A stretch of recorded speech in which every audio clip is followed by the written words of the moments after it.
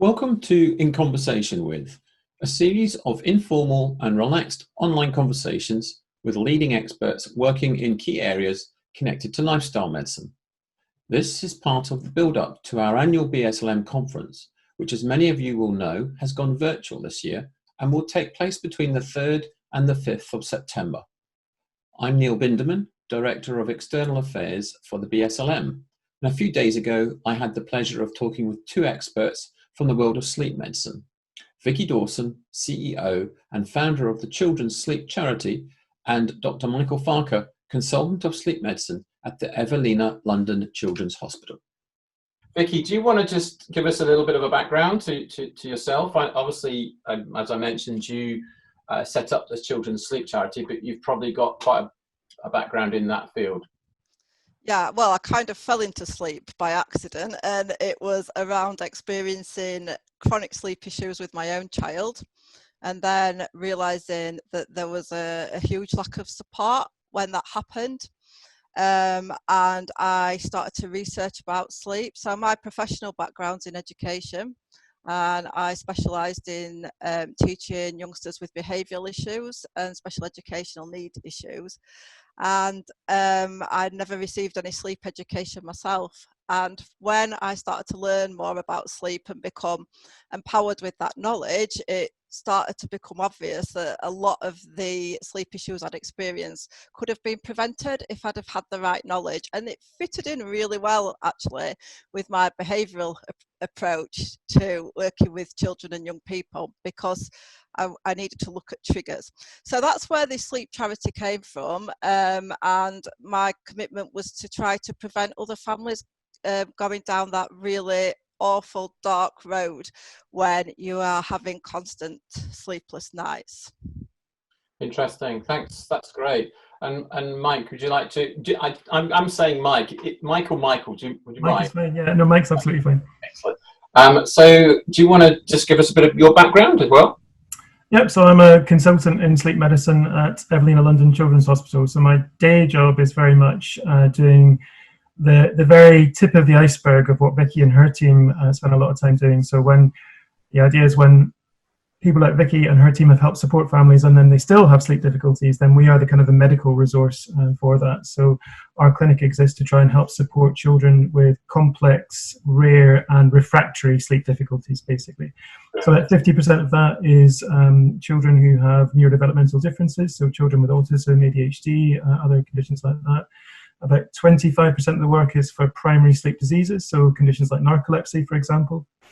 And then the remaining bit of the clinic work is children and young people who have other sleep problems where, for whatever reason, they just need a bit more input. And that's where things like sleepwalking and sleep terrors might lie. I just finished my Friday clinic as an adolescent clinic, so I've spent the morning talking to teenagers about how their sleep has been affected by the lockdown on top of everything else. So a lot of it is things like that. That's interesting. And you were redeployed though, weren't you, during the for a few weeks, yeah. So I kind of went from paediatric sleep medicine to being an SHO in our adult intensive care unit. So I've not looked after adults for 20 years, so it was an interesting experience. I was going to ask you, what was that actually like, being on the front line like that? So it was very well supported. So our trust was very careful about making sure that when staff were redeployed that we were adequately supported, that we were trained in advance. We had lots of training and resources made available beforehand, simulation, and then amazingly supported by the intensive care team. Our adult intensive care teams did such a phenomenal job about massively increasing our capacity and using the people who've been redeployed to kind of extend their reach whilst making us feel supported. So actually, I felt very well supported through it all. I think the disease itself is a horrible disease, and the impact on patients, but also the fact that the isolation that families aren't allowed to visit was a huge factor as well. So horrible disease, but the process was very well supported. Well, that's good to hear. And actually, what's interesting is one of the things I was wanting to try and do and look at in today's with the interview is that there's a couple of papers which I have sort of looked at recently in relation to the COVID-19 situation. In linking into sleep issues and other lifestyle aspects, and I'd just be interested to get both of your your views on those. The first one is a paper which looks at the psychological and sleep status and exercise rehabilitation of frontline clinical staff in the fight against COVID-19 in China. And as I say, it was in China. So obviously they've got some interesting insights, having been ahead of the situation there. And obviously we've been able to pick up a few things from, and it's great that they published some stuff already in there. And what they concluded from the study was that there are psychological symptoms and sleep symptoms in frontline medical staff who participate in the fight against COVID-19, and they affect each other. Hospitals should, and what they're stating here is some recommendations, some suggestions, and that'll be interesting to explore with you both. Hospitals should improve emergency management measures, strengthen psychological counselling for clinical frontline medical staff, strengthen exercise intervention, and improve their sleep quality and mental health. Some really interesting perspectives there in terms of obviously lifestyle medicine in relation to supporting the medical frontline professionals. I'll come to you, Michael, first, because obviously you were there on the front line in a period of time. I'd just be interested to get your thoughts and views on what they've highlighted in those statements. So I think we get to be slightly confident that we were ahead of the game with that, to be honest. So before I was redeployed, I was very much involved in the trust thinking about how we support our staff to do this. And that very much ties in. I said at the beginning, my day job is doing paediatric sleep. I have had a long-standing interest in supporting the sleep and shift work of NHS staff that goes back several years. And that is absolutely making the point that if we are going to expect our staff to perform at their best around the clock, and there's a huge circadian impact of sleep when we're thinking about working at night, for example, then we have to get it right. And long before COVID came along, we were already very much making the case that if you don't think about sleep and looking after the people who are delivering the care, then things do not work as well as they should do. So we have done lots of work on that, both within our own trust, but also working with organisations across the UK, particularly anaesthetists actually have been very interested in this. What that means is that when the pandemic started heaving over the horizon, what we were saying is, this is everything we have already been talking about and doing. It's only going to become more important, not less, in the face of a pandemic. So actually from the very beginning, we were saying, we are telling you that when you put staff into this kind of situation, working under significant pressure, often working much more frequent and more rotating shifts than they normally would, there will be a consequence for their sleep. And if that's the case, the longer that goes on without supporting it, the more secondary problems you will then generate. So actually the NHS as a whole, and our trust in particular, I think, have very much put staff well-being at the heart of the response to the pandemic.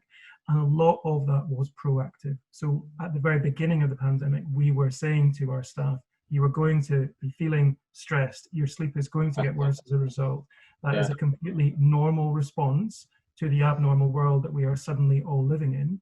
Here are the things that you can do to try and be a bit more in control of that, whilst also saying to them, look, it's not going to be perfect because this is such a weird set of circumstances.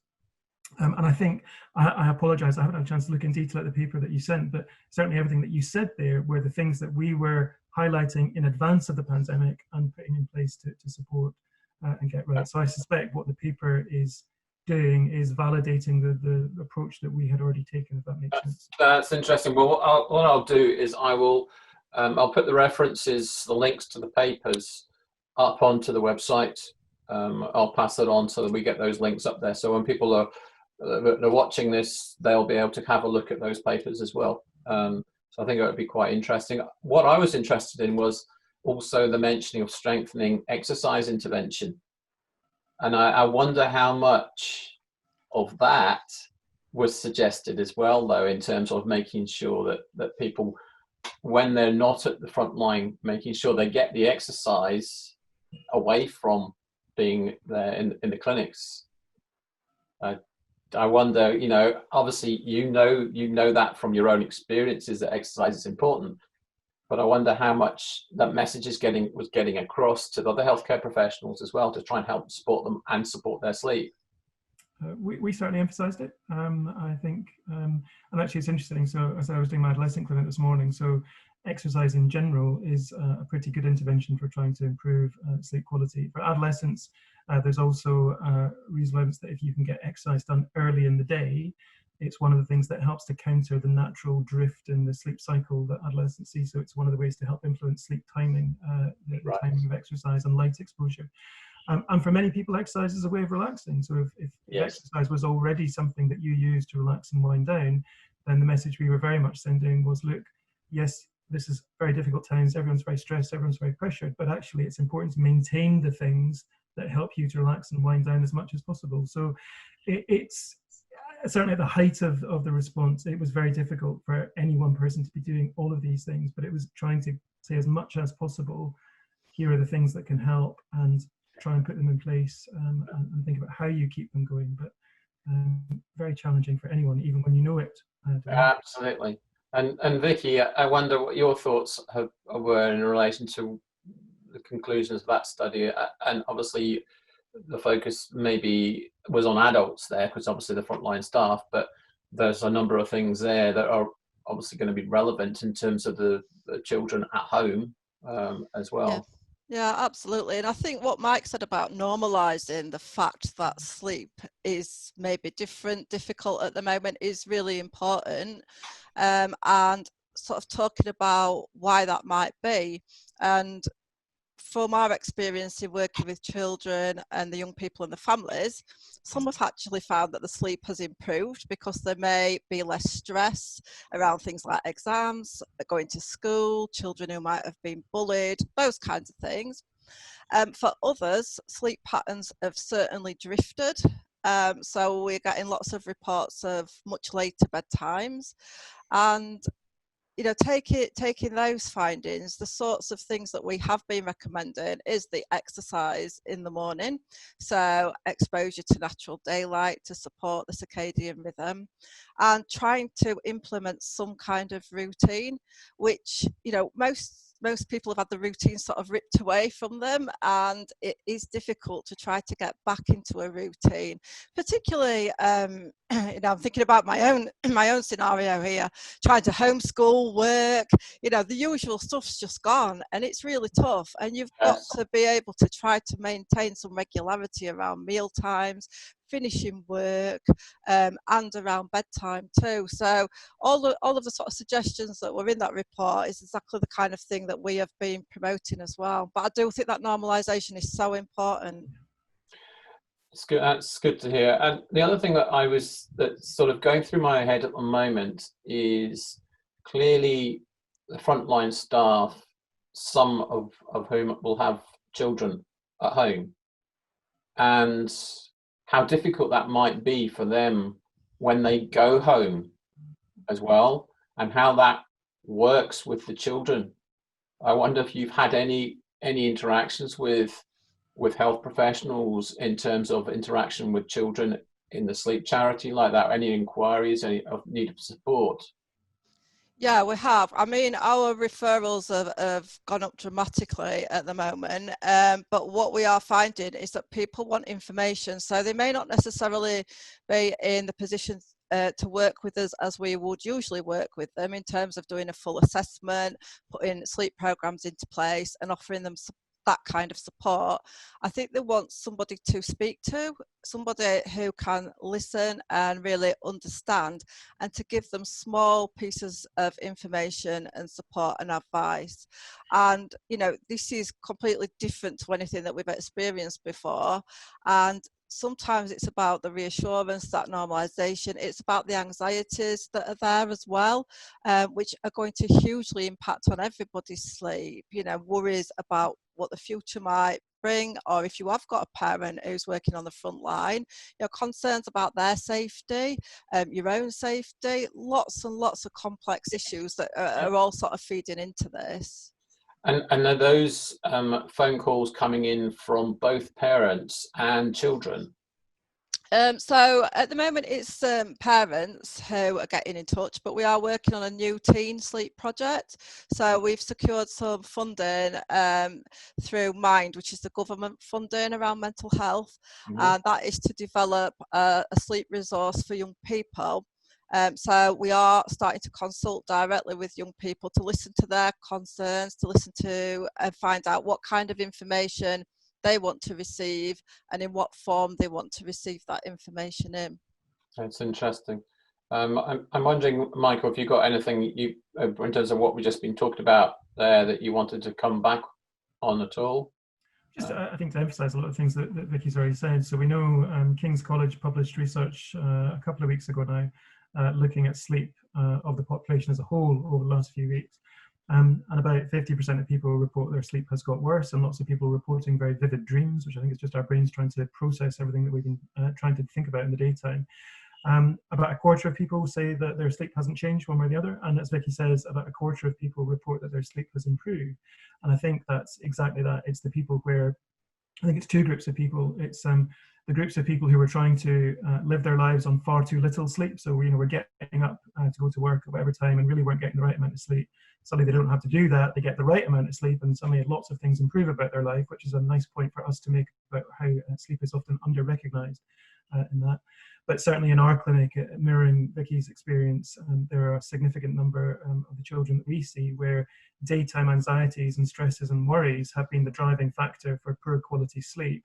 And suddenly these kids, these young people, don't have to deal with going to school and trying to, it's often the kids who are trying to fit square pegs into round holes. And it actually takes quite a lot of mental energy when that's what you're trying to do every day. And people don't always recognize that's what's happening. And so you take that away and suddenly they relax and they sleep better. And again, that's a really useful point for us, because lots of children, young people and families are often reluctant to focus on those kind of issues as being the driving cause of the sleep difficulties. I'm sure Vicky will be very familiar that families that we see often want to see sleep as the problem. Please give us a cure for the problem. And they don't want to look at everything else. But this has really helped us to say, well, actually, if your sleep has got better, that's probably telling us that the problem with your sleep is somewhere else. And we need to work out how we support that. So it's been helpful from that point of view. But yeah, it's interesting. Have you seen, would you say that there has been an increase in referrals as a result? I think Vicky's probably got a more sensitive measure of that than us, because your referrals come directly from families, don't they, Vicky? So for us, our referrals all come, our clinic is stupidly niche, and we set our referral threshold very high. So our referrals must come from consultant pediatricians. And the difficulty is many normal pediatric clinics haven't been running in the last few months. And so our clinic is certainly suspended. So it's difficult for us to say that at the moment. I think we will see an increase in referrals in the months to come. But we were still seeing a fairly constant trickle of referrals. But I think Vicky's experience is probably more sensitive in terms of the impact than ours is at the moment. Yeah, and I predict as well that we will continue to see the referrals increasing, particularly when the schools fully reopen, because what we tend to find is we always get this huge peak in September and January because children and families have got out of routine. So we certainly expect that to peak even more this year. Interesting, because my daughter is doing GCSEs this year. And of course, she's not doing them anymore. That's all been stopped. And I just wondered whether you've had any kind of concerns from parents or any inquiries that have come in relation to the changes in schools like that, where the children are not doing their GCSEs, because in some cases they would be stressed because they're doing the GCSEs, and now that's been taken away and it's different. I'm just wondering if there's been anything in relation to that in your inquiries. Absolutely. We've had families getting in touch speaking about that, and actually we've had sort of the reverse to what I was perhaps expecting, in terms of the children disappointed, and that has caused them stress because this is what they've been working up to, and now it's just been taken away from them. And the whole predictability has disappeared. And, you know, that causes a lot of feelings of uncertainty and unrest. And also lots around this sort of isolation of children. So the fact that they are sort of not able to, you know, mix with the peers socially, and the impact that that's having, certainly in increased screen time usage, because for the children that aren't in school, everything tends to be done on the screen. But then also screen activity is their only way often of interacting with the peers. So lots of sort of issues around that as well. Yeah, no, it is interesting because it's the complete opposite with my son, in that he's 2 years younger, and he's been given a whole raft of homework or schoolwork, and of course he's working at his computer, and he's there hours on end, and in some cases he's doing much more than he actually should be, and so we're trying to make sure that he's got his bike, make sure he goes out and he's enjoying his bike rides, and I go out with him doing a bike ride in the evenings as well, get a bit of exercise. And what I'm also thinking, Michael, from your perspective, because this is happening in other areas of rehab, because of the COVID situation, the people who have normally been going in for rehab haven't been able to get that rehab. Yeah. So now that we're getting back to a bit more normal situation where we haven't got quite the acute stage, I can imagine there's going to be a bit of a flood of inquiries coming in and issues that are going to have to be dealt with. And I assume that that's going to happen in your field in terms of the sleep medicine. Yeah, and I think the difficulty is that the number of people who are likely to have sleep difficulties over the next few months are going to significantly outweigh the number of people available to help, I suspect. So a lot of it is about trying to make sure that we are giving information in very general ways. So certainly at the beginning of the pandemic, we provided information for our staff about how they can support their sleep.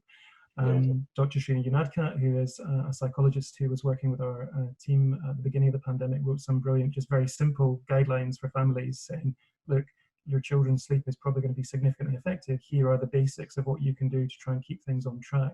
And as Vicki's already said, that's really been about emphasizing the real basics, routine, structure, still making sure you're getting exercise, you're not on screens right before bedtime. And it's all the really basic, simple stuff. One of the tricks of sleep medicine in general is that actually there isn't really very much that's very complicated about sleep medicine, sort of. It's a lot of it is about doing really basic, simple things really well. And the difficulty is that all of us, and I include myself in that, are often really bad at acknowledging how much of a negative impact it has on our sleep when we don't do the basics well. We're always looking for the highfalutin, fancy, high-tech 21st century solution, when actually, get up at the same time, go to bed at the same time, eat regular meals, get lots of exercise, get lots of natural light, don't be on your phone before bedtime. That's a good bit of it. And that has been really difficult. So people are clinging to different things, I think, at the moment. So your son, for example, sounds like he's throwing himself into his work, because that is probably, I hate to, so I'm making sweeping generalizations, but it's probably something that he sees as being stable. It's something he knows, he understands, schoolwork, do it, and it's manageable in that. But as you say, it needs to be balanced against everything else. So, it's about getting that general information out as much as possible. Yeah, no, I agree. There was a second paper that I came across, which is generally also be interesting to see how this relates to some of the other areas as well, in terms of in sort of general aspects. It was in COVID, and it was titled Effects of Progressive Muscle Relaxation on Anxiety and Sleep Quality in Patients with COVID-19. And obviously, again, there is a significant rehabilitation need in those patients coming out of COVID-19. And what the conclusion of this particular paper was that obviously that progressive muscle relaxation is an auxiliary method, as an auxiliary method, can reduce anxiety and improve sleep quality in patients with COVID-19. Well, obviously, it's not just COVID-19 patients. It'll work with other people, and it'll work in children too. But I wonder actually whether there's more of an impact in COVID-19 at this stage because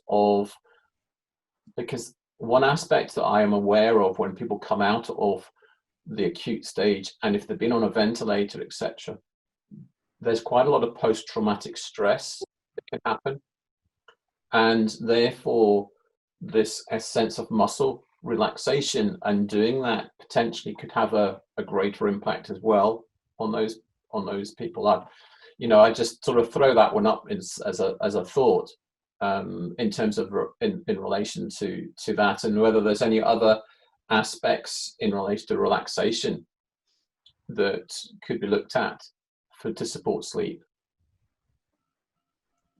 Yep. Certainly from our point of view, when we're working with the young people, we find that they are really open to suggestions like this. So they seem to be really well educated about things like mindfulness, and we work with them to develop tools that they might want to use to try to promote that relaxation.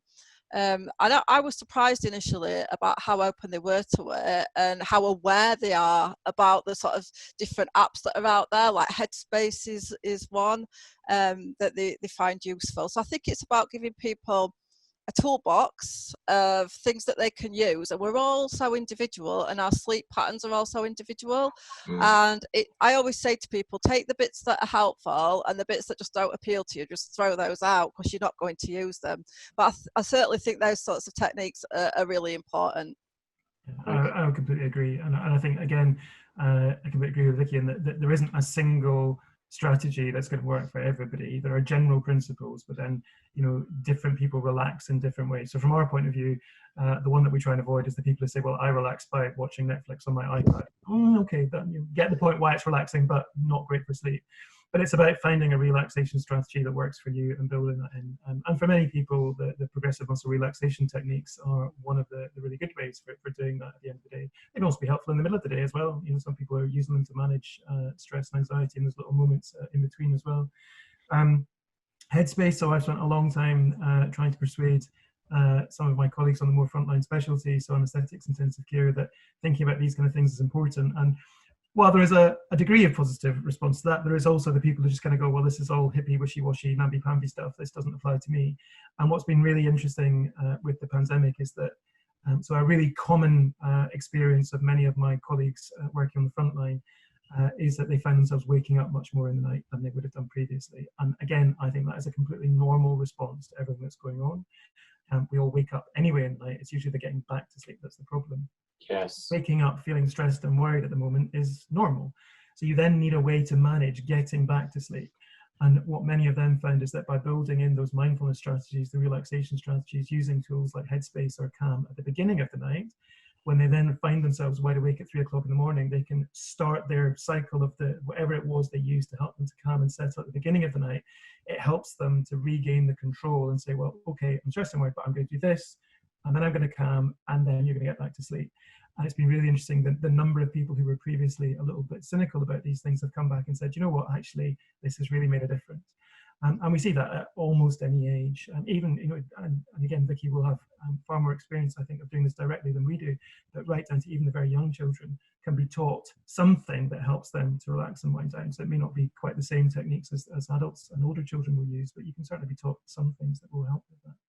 Great. Oh, one other thing that I should have said right at the very beginning, the one thing that I would take objection with the paper that you mentioned from China, the very first one, is that it is guilty of a particular type of chauvinism, which it talked about doctors. This is everybody, every single person working in the NHS. It's not just doctors. Oh, absolutely. No, I completely agree with that. Yes. I'm interested, the aspect of post-traumatic stress in people coming out of the COVID situation. And this is to either of you in that sense, is I'm assuming you had quite interesting sort of experiences with children in relation to a form of post-traumatic stress coming out in different ways, and whether there are any useful strategies in general that you've used with children in that sense with post-traumatic stress that could be applied to this situation as well with the COVID-19? And I think so. One of the quirks of COVID-19 is that actually children are less vulnerable overall. So the numbers of children with acute COVID-19 illness has been thankfully very low. Mm-hmm. And I think it's probably too early to really be able to look at PTSD in general in survivors of COVID, because that tends to have a long tail. Sure. I think there is certainly, and this is not my area of expertise, I'm a pediatrician, but there is certainly evidence in survivors of adult intensive care in general that surviving intensive care is very much a significant life event, and a significant proportion of people have long-lasting consequences of surviving intensive care. And I think there is increasing recognition that there probably needs to be more follow-up and more support of people who have been discharged from intensive care, looking at these kind of consequences. And it can be, you'll know from PTSD, it can be what seems like very innocuous triggers, but so things like something that reminds people of the alarm noises, and suddenly they're right back there again. We know in intensive care units in general, so the one bit where I do bang the drum an awful lot is that intensive care units like hospitals overall are awful environments for sleep. And at a point where sleep is probably even more important in terms of helping people to recover from critical illness, intensive care environments do not really let you get more than a few minutes of sleep at a time before something interrupts it. So we know that sleep plays a big role in that. PTSD management in general, though, very much needs to be skilled professionals looking at the overall presentation, and particularly with younger children, that needs very skilled psychological input to help them identify and address and then deal with the consequences of PTSD. And sleep becomes part of that, but actually it's unusual, certainly in our clinic, we would never really take the lead with that. It's such a skilled piece of work that needs to be integrated and needs to be led by PTSD experts about getting it right. Okay. Great. Vicki, have you got anything you want to add on to that? Just one of the points that Mike made there about sleep environments in hospitals, and certainly when I was going through all my difficulties with my child, I got admitted to hospital at one stage. I became very unwell, and I remember thinking as I arrived, at least I'll get a good night's sleep, and I could not have been more wrong. Yeah. And that was probably, gosh, how old is it? That was like 17 years ago, and we've still not got it right. Kathy Hill's doing some great work at Southampton on a project around this and getting hospital wards to be more aware about the importance of sleep and changing behaviours at night time and the environment. So I just thought that was a really important point, Mike. Yeah, no, we're getting there. So certainly our adult hospitals have had a focus on trying to improve sleep for the last 5 or 6 years, and we're in the process of putting in place Kathy's project. So for paediatric centres, Kathy Hill's project on the Southampton team is brilliant, trying to get these points across. And again, so both Vicki and I will bang the drum at every possible opportunity to say that good quality sleep underpins every aspect of your physical and mental health. And if we can't get that right in hospital, then what's the point? So it is absolutely worth investing in and getting it right. Great. I think that's quite a good a place for us to conclude, actually. So I just want to say thank you to both of you for taking part in this sort of brief informal chat, and we'll be doing a few others in other topics as well in the coming weeks and months. But thanks to both of you, and I hope you stay well, stay safe.